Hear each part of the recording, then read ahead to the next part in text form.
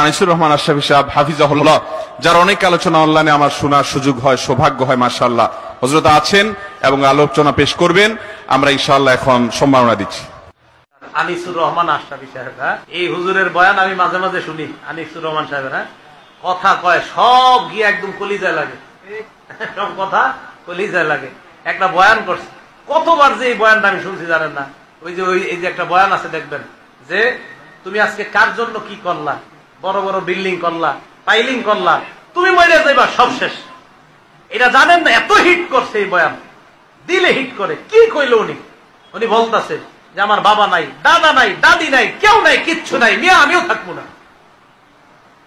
ওনাদের বয়ান আমি মাঝে মাঝে চিন্তা করি, আল্লামা মুস্তাকুর নবী সাহেব, আমাদের মাওলানা আনিসুর রহমান আশরাফী সাহেব আমারে খুব মহব্বত করে, ওনারা খুব মহব্বত করে।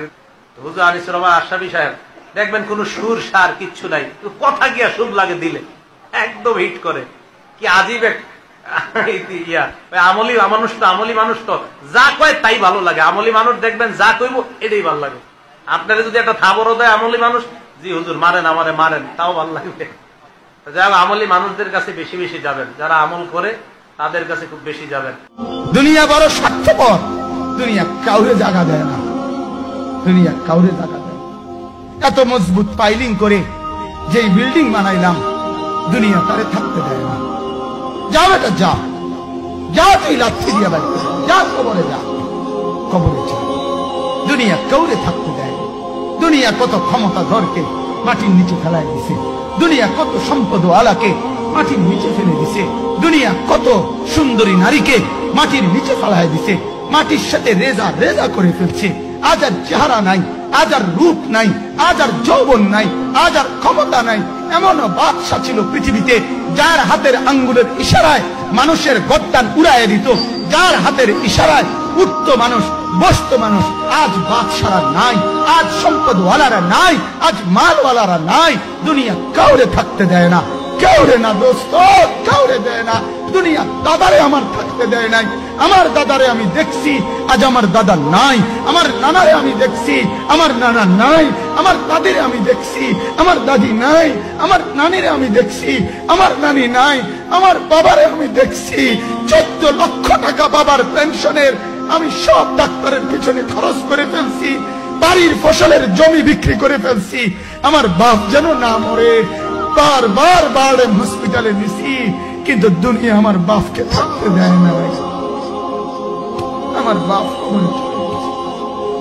দুনিয়া কাউরে থাকতে দেয় না, কাউরে না, কাউরে না, কাউরে না, কাউরে না। আমার বাপ দুনিয়া কাউরে থাকতে দেয় না। তুমি থাকবা না, তুমি থাকবা না। দুনিয়ার ধোকায় পড়ো না বাপ, দুনিয়ার ধোকায় পড়ো না। মাকে বুঝা, আজ মারা বেসামাল হয়ে গেছে, আজ বোনেরা বেসামাল হয়ে গেছে, বেপর্দার উৎসব তুলে দিছে। এটা যেন আল্লাহর সাথে যুদ্ধ করছে।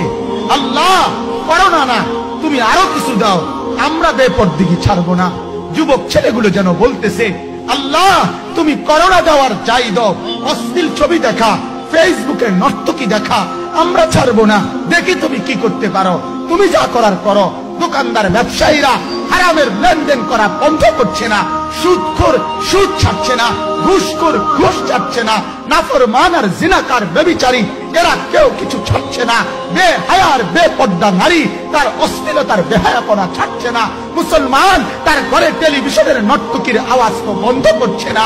হায় করোনা কিভাবে যাবে, আযাব কিভাবে যাবে বলেন, বলেন, বলেন আপনারা।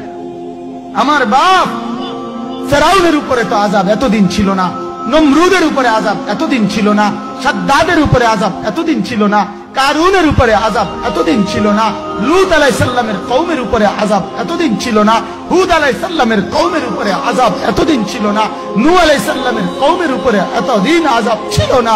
আজ আমরা মালিককে এই পরিমাণ নারাজ করছি, মালিক এত বেশি নারাজ। আজ 1 বছর হয়ে গেছে, 1 বছরের চাইতে বেশি হয়ে গেছে, কই করোনার মহামারীর আযাব তো যাচ্ছে না, গেছে না?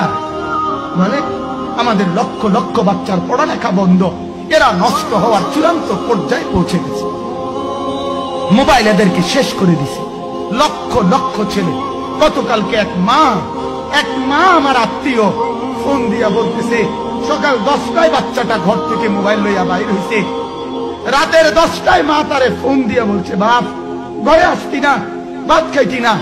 বাচ্চা তারে বলতেছে, তোমার অসুবিধা কি, তোমার সমস্যা কি? মা এই কথা বইলা কায়দা দিছে যে, শোনেন হুজুর হুজুর দোয়া করো।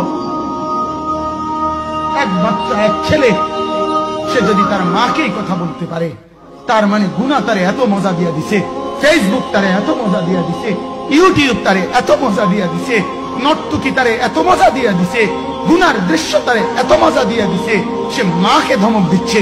রাত 10টা বাজলে কি হইছে, রাতের 3টা পর্যন্ত দেখলে তোমার সমস্যা কি? আমার আখিরাত আমি নষ্ট করলে তোমার অসুবিধা কি? আমার জাহান্নাম আমি ঠিক করে নিলে তোমার সমস্যা কি? আহ আহ আহ আল্লাহ আমাদেরকে মাফ করুন।